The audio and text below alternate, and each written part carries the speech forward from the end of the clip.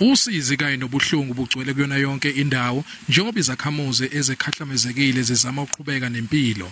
Ngemuva kwalomshophi, iningi labantu lilahlekelwe abantu elibathandayo, abanye basathungatha izingane zabo, omama, obaba, ngisho omkhulu babo, njengoba bengathulakali. Umphakathi walapha uhlanganyele ndawonye ukuzokwelekelela labo abakhahlamezekile. Amakhulu abantu kule ndawo yaseNtuzuma akhosele ehholo lomphakathi eliseduze.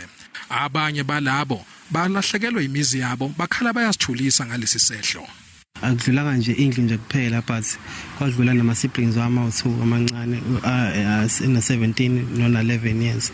Samtholile na 17 but on 11 years she's still missing. Abaholi bomphakathi bathi basebenza ngokuzikhandla ukuqinisekisa ukuthi bonke abakhahlamezekile bayaluthola usizo. Kunxuswa nalabo abangaba nosizo kuba baphonse esivivaneni. Mayelana nokuthi kutholakale laba abangasekho.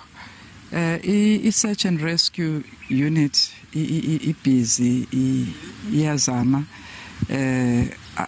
baningana bangakatholakali kakhulukazi la kuthina u6 wonke ongakatholakali.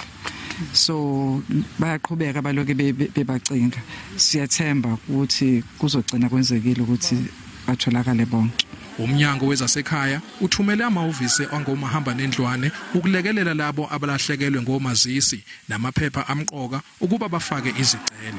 We then took a decision as Home Affairs to say those who are affected by the disaster, they will not be liable to pay for them to access their documents, which means they will be accessing their documents for free, and that is why we have came here so that they can practically apply for those particular documents. But we are not just going to take applications. We are going to come back after 5 days because we have arranged to expedite the process of getting their identity documents because we know that they need them.